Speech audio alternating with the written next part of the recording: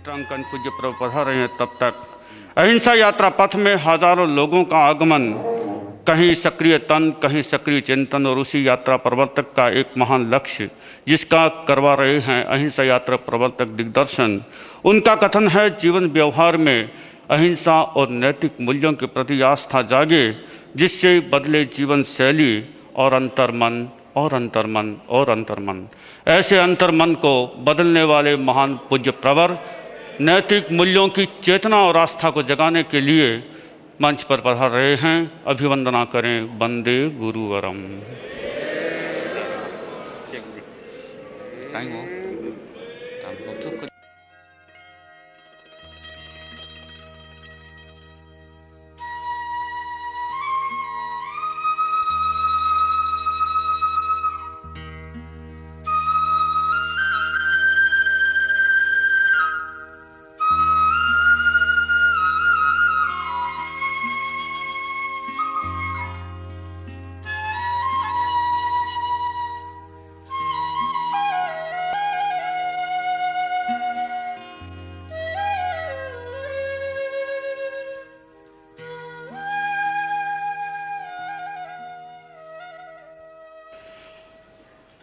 ओम अरहम। प्रवचन विषय नैतिक मूल्य। प्रवचनकार आचार्य श्री महाप्रज्ञ। नमो अरहंताणं, नमो अरहंताणं, नमो अरहंताणं।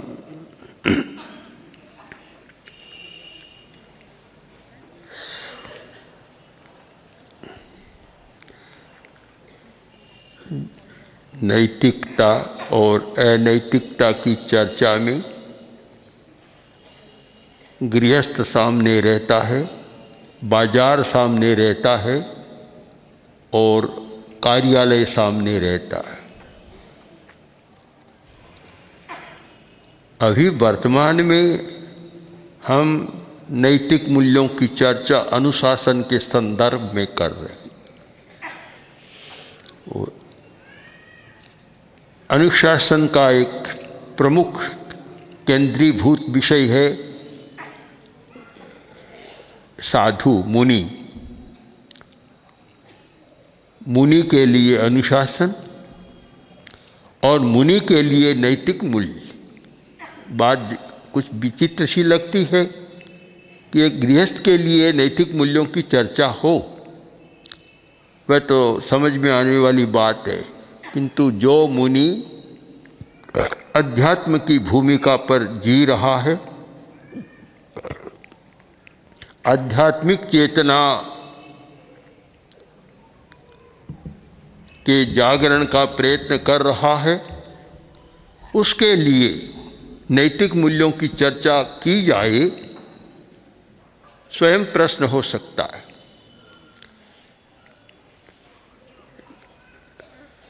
प्रश्न यदि जटिल है तो उत्तर भी पर्याप्त है। नैतिक मूल्यों की चर्चा एक गृहस्थ के लिए जितनी जरूरी है, उतनी ही जरूरी एक साधक के लिए।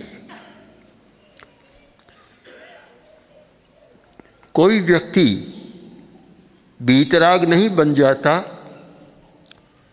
राग द्वेष को सर्वथा निर्मूल नहीं कर देता, तब तक उसके बारे में नैतिक और अनैतिक आचरण की व्याख्या करना, चर्चा करना बहुत प्रासंगिक है। अनुशासन के संदर्भ में तो बहुत प्रासंगिक है। अनुशासन है। आचार्य ने एक शिष्य से कहा कि तुम अब इस प्रकार का व्यवहार मत करना। अनुशासन दे दिया, किंतु उसका मानस नहीं बदला, वैसा व्यवहार कर रहा है। सिर्फ इतना सा कि आचार्य तक बात न पहुँचे। तो तो उसका सारा व्यवहार क्या हम नैतिक माने या अनैतिक हो गया? नैतिकता अनैतिकता का संबंध दो के साथ होता है। अध्यात्म का संबंध केवल अपनी आत्मा के साथ होता है। जो भी सामूहिक जीवन जीते हैं,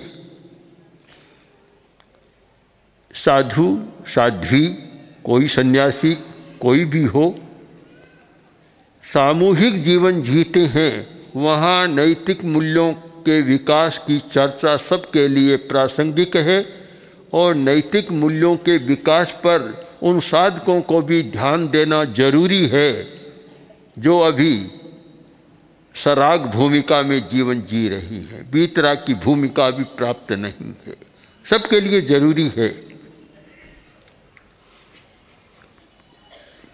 प्रसंग ऐसे आ जाते हैं, एक व्यवस्था है कि जो भी भोजन आए उसका समविभाग हो। समविभाग, अगर 4 व्यक्ति है तो 4 हिस्सा उसका हो जाए।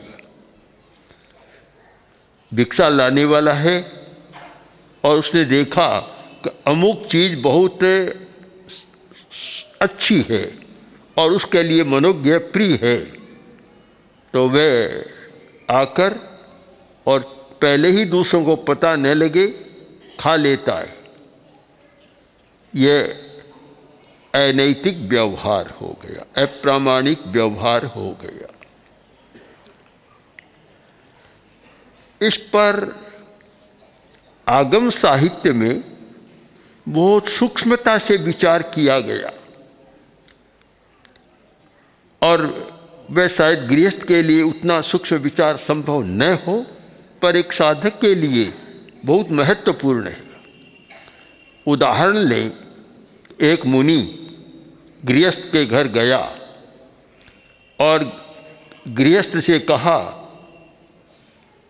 कि मुझे कैंची की जरूरत है।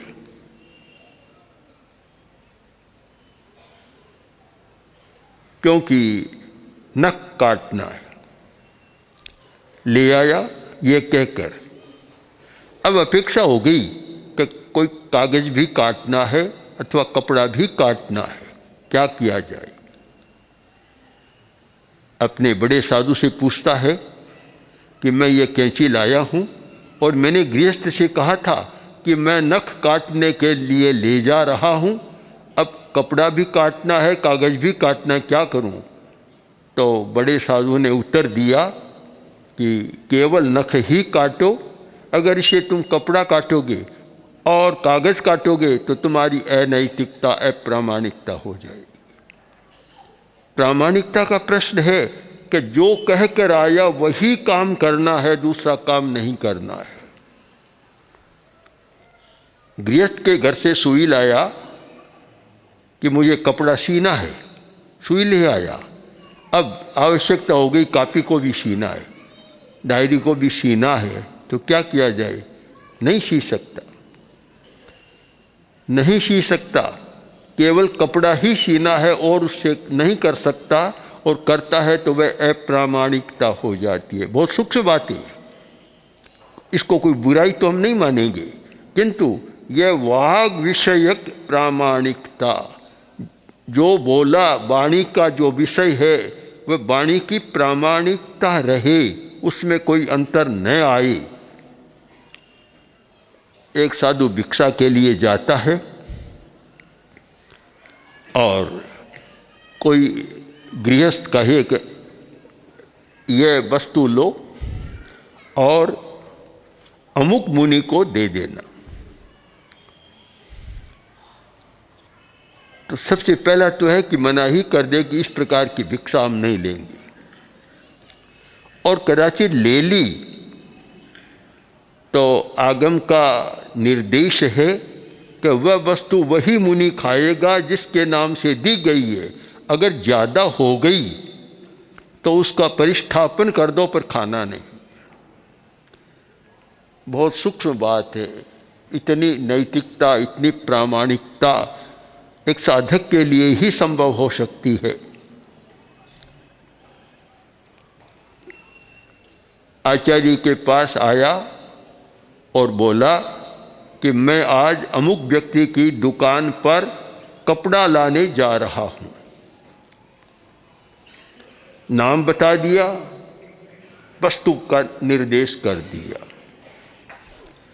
तो फिर वह उसी की, जब आचार्य के पास वह बात कह दी तो उसी की दुकान पर जा सकता है, कोई पास वाली दुकान पर नहीं जा सकता, और कपड़ा ही ला सकता है, कॉपी नहीं ला सकता। आगम के बहुत स्पष्ट निर्देश है। इसका अतिक्रमण करने पर प्रायश्चित्त का विधान है। यह अनुशासन से जुड़ी हुई हमारी नैतिकता, जो अनुशासनात्मक व्यवहार है उससे ये जुड़ी हुई बात है।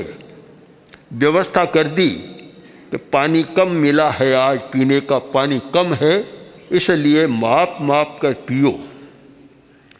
एक मुनि ने उसका अतिक्रमण कर दिया और बिना मापे पानी पी लिया, तो वह तो दंड तो बहुत कड़ा हुआ, पर देखा कि अनुशासन का अतिक्रमण हो रहा है। अनुशासन का अतिक्रमण और अप्रामाणिक व्यवहार भी प्रामाणिक नहीं रहा, तो मुनि स्वरूप चंद जी ने उस साधु को संग से अलग कर दिया। नैतिकता का संबंध केवल गृहस्थ से नहीं है, साधु के साथ भी बहुत जुड़ा हुआ है, जो एकल विहारी नहीं है, जो सामुदायिक जीवन जीता है, उसके साथ बहुत गहरा संबंध है। एक मुनि है, मुनि का कंबल, बिछोने का कंबल पड़ा है। अब दूसरे मुनि को जरूरत है, उस मुनि को पूछे बिना वह उसका व्यवहार करे, कहीं ले जाए, तो वह भी अप्रामाणिकता हो जाती है। इसलिए उसी वस्तु का उपयोग करना जिसका समविभाग है। प्रश्न व्याकरण सूत्र में अचौर्य महाव्रत के संदर्भ में इस पर बहुत लंबी चर्चा की गई, और उस चर्चा का संबंध हमारी प्रामाणिकता नैतिकता के साथ बहुत संबंध है। कि एक दूसरे का कोई उपकरण है, दूसरा ले गया, तो उसको भी अदत्ता दान, चौर्य बतला दिया। चोरी है, वे अदत्ता दान है, बिना दिया हुआ मत लो। या तो परस्पर में ऐसी समझ भी हुई है कि तुम मेरा कंबल काम में ले सकते हो, मैं तुम्हारा ले सकता हूँ, तब तो वह कोई आपत्ति नहीं है। किंतु ऐसी परस्पर में समझ नहीं है, और एक मुनि का पड़ा दूसरा ले गया, अब वह खोजता रहे कि मेरा कंबल कहाँ गया, तो वहाँ फिर अदत्ता दान की स्थिति आ जाती है। तो हम नैतिकता प्रामाणिकता पर सूक्ष्म दृष्टि से विचार करें तो जितना चौर्य का प्रसंग है, सारी अनैतिकता आ जाएगी, अप्रामाणिक व्यवहार आ जाएगा। बिना दिया हुआ लेना इतना ही नहीं, यह तो एक शब्दार्थ है। अदत्ता दान का अर्थ एक शब्दार्थ है, किंतु अप्रामाणिकता हो जाती है। इसको भले चोरी कहो, अनैतिकता कहो, अप्रामाणिकता कहो। 10वीं कालिक सूत्र में और प्रश्न व्याकरण में भी 10वीं कालिक का एक निर्देश है कि तव तेने वय तेने रूव तेने ये जेनरे आयार भाव तेने ये कुब्बई देव किब्बिसम। तव तेने, तब की भी अप्रामाणिकता होती है, अनैतिकता, तब की चोरी। एक साधु बहुत पतला दुबला है, और एक गृहस्थ आया और देखा बहुत पतला दुबला है, तो वह बोला, महाराज मैंने सुना है कि आपके संग में एक बहुत तपस्वी साधु है, आप ही हैं क्या इतने पतले दुबले? सब साधु तपस्वी होते हैं, बस चोरी हो गई है। यह नहीं कहा मैं नहीं हूँ, सब साधु तपस्वी होते हैं।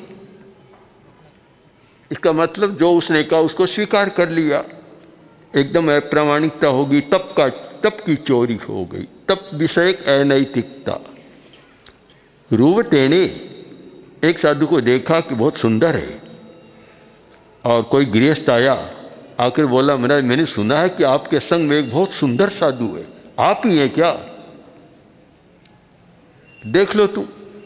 बस यह नहीं कहता मैं दूसरा है, मतलब एक अप्रामाणिक व्यवहार हो गया। बैठेने अवस्था की या व्रत की कोई भी हम ले लें, चोरी अप्रामाणिकता हो जाती है।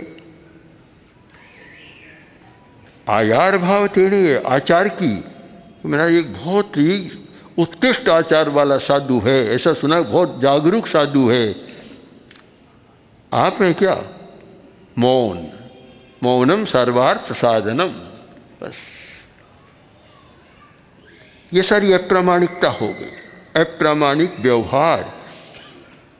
तो इस विषय पर हम ध्यान दें कि सूक्ष्म दृष्टि से विचार करें तो अनैतिकता, अप्रामाणिकता का संबंध महाव्रत के साथ जुड़ा हुआ है, केवल अणुव्रत के साथ ही नहीं है, महाव्रत के साथ जुड़ा हुआ है। अचौर्य महाव्रत, इसका मतलब प्रामाणिकता, नैतिकता। और चौर्य आश्रव है, चोरी का अदत्तादान आश्रव, उसका संबंध अनैतिकता के साथ जुड़ा हुआ है। यह हमारी बहुत सूक्ष्म पर्यालोचन की दृष्टि है। जैसे महाव्रत के साथ जुड़ा हुआ है, वैसे ही अन्य वस्तुओं के साथ जुड़ी हुई बात होती है। हम और अधिक ध्यान दें, अनुशासन को महत्व देने वाले सभी, किसी की कविता है और कविता को उद्धृत कर लिया और नाम अपना जोड़ दिया, किसी का लेख है, किसी का निबंध है, किसी का कुछ है, ऐसा हो गया। साहित्य की अप्रामाणिकता, साहित्य की चोरी भी बहुत होती है और ऐसे प्रसंग हमारे सामने आए हैं। हमारे साहित्य की हुई है, मुनि बुद्धमल जी के साहित्य की भी हुई है और आचार्य तुलसी के साहित्य की भी हुई है। ऐसे गीत छपे, गीत प्रभो तुम्हारे पावन पथ पर, या और कुछ आचार्य वर्ग के गीत छपे, बस केवल तुलसी था नाम, 3 अक्षर बदले, सारा काम अपना हो गया सर। ये भी बहुत चलता है। तो उच्च साधना के क्षेत्र में भी नैतिकता का बहुत बड़ा महत्व है, नैतिक मूल्यों का महत्व है। हम यह नहीं कह सकते कि अब तो इतनी ऊंची भूमिका में आ गए, साधु है, साधना कर रहा है, आध्यात्मिक जीवन जी रहा है, उसके लिए नैतिकता की क्या ज़रूरत है? उसके लिए तो और ज़्यादा ज़रूरत है। एक गृहस्थ के लिए, अणुव्रति के लिए स्थूल नैतिकता की ज़रूरत है और एक साधु सन्यासी के लिए सूक्ष्म नैतिकता की ज़रूरत है। आप 2 भेद कर दें, नैतिकता के 2 भेद, एक स्थूल रूप, एक सूक्ष्म रूप। प्रामाणिकता का 2 रूप, एक स्थूल और एक सूक्ष्म, 2 कर दें तो स्पष्ट होगा।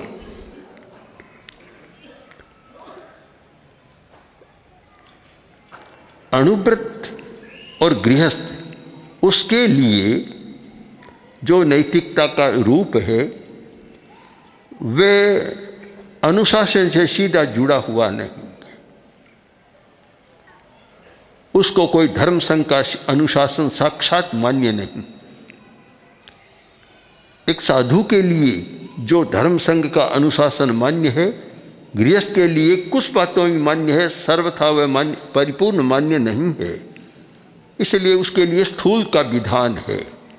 किंतु साधु को तो बहुत ध्यान देना चाहिए कि किंचित भी इधर उधर न हो, जिससे कि चोरी का दोष भी लगे और नैतिकता का खंडन भी हो जाए, नैतिक व्यवहार का अतिक्रमण भी हो जाए।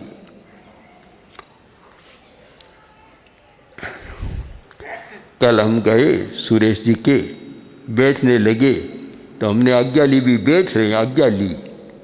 हमारी विधि है कि गृहस्थ के घर जाए तो उसकी आज्ञा लें, कि हम यहाँ बैठ सकते हैं क्या, बैठते हैं, सीधे गैर बैठ जाए अतिक्रमण होगा, क्योंकि उस मकान को आदत है, हमने ले लिया, दिया नहीं उस व्यक्ति ने, हमने ले लिया। और सूक्ष्मता में जाए तो यहाँ तक कि किसी गृहस्थ के घर में चाहे बाहर धूल पड़ी है, कोई कंकड़ पड़ा है, मिट्टी पड़ी है, वह भी लेना हो तो उसकी अनुमति पूर्वक ली जाए तो प्रामाणिक व्यवहार होगा, अन्यथा अप्रामाणिक हो जाता है, अनुशासन के लिए एक बाधा आती है।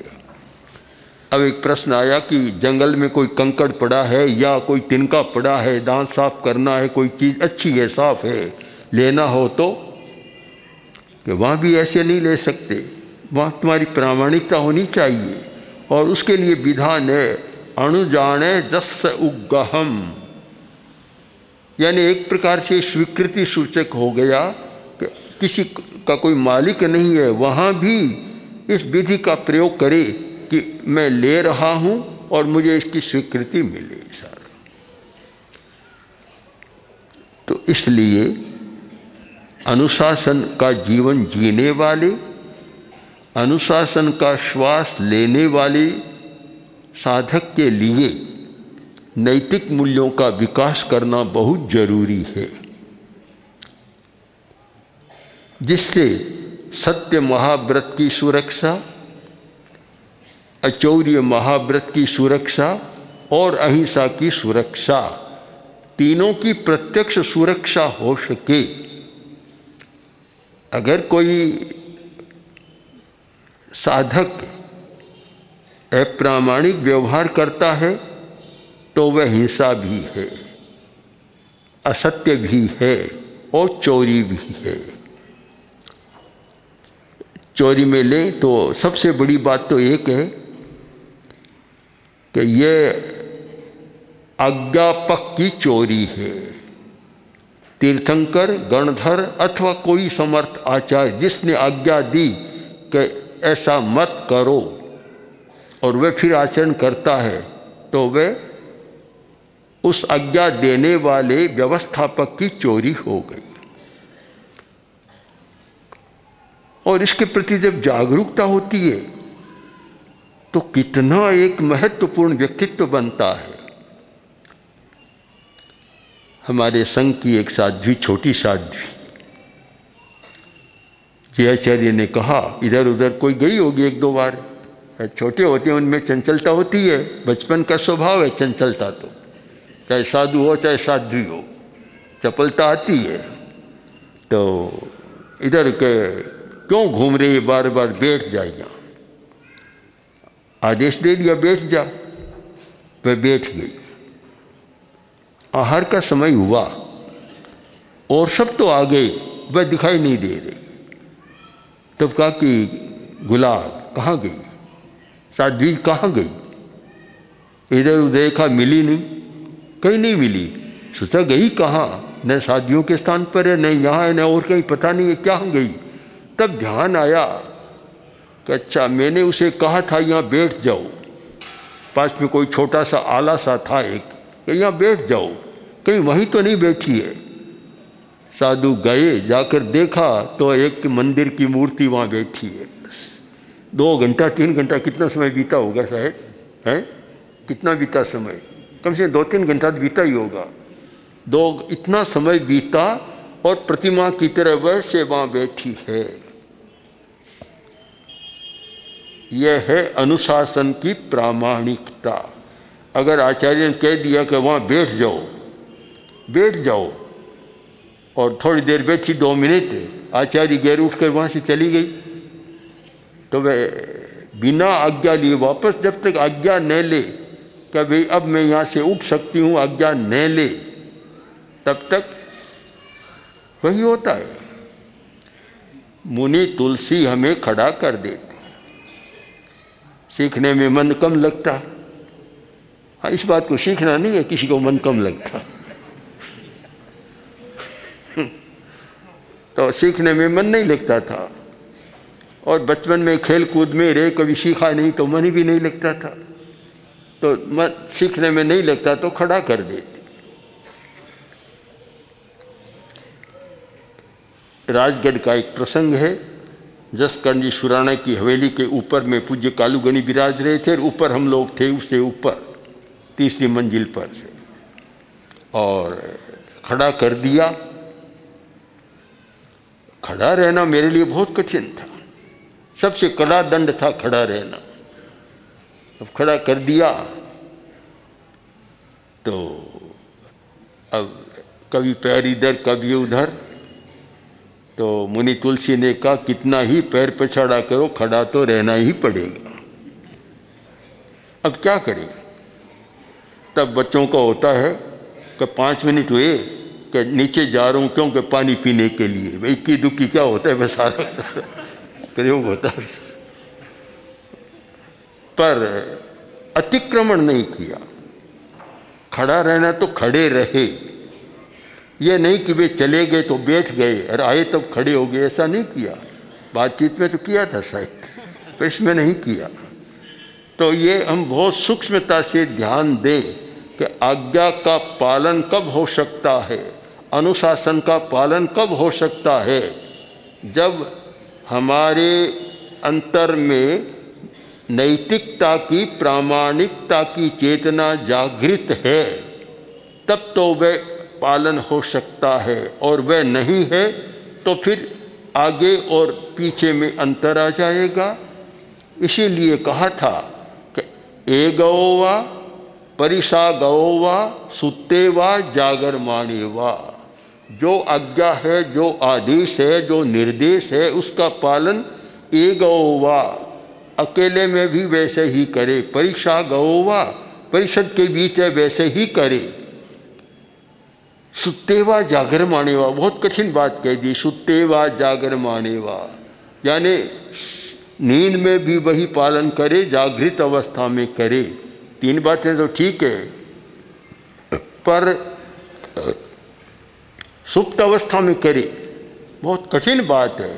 किंतु ऐसा हमने देखा है कि जिस व्यक्ति में नैतिकता की, प्रामाणिकता की चेतना जाग जाती है, वह सोते ही व्यवहार करता है तो अनैतिक नहीं करता, बोलता है तो वैसा ही बोलता है, वही बात बोलेगा जो प्रामाणिकता की बात होगी। ऐसा बोलते सुना है, तो वही बात दोहरा रहे।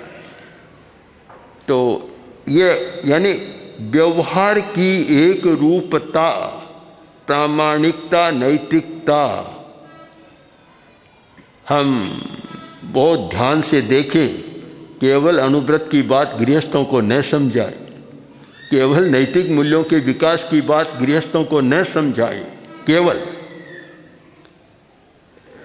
सबसे पहले विचार करें कि नैतिक मूल्यों के विकास की बात हम स्वयं अपने पर ढालें, उसका अनुशीलन करें गंभीरता के साथ, और फिर हम समझाएं तो वह बात प्रभावी होगी, अन्यथा प्रभावी नहीं होती है।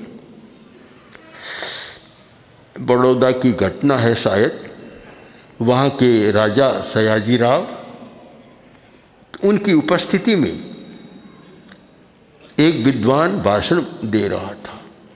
वो विषय था अहिंसा, अहिंसा पर बोल रहा था।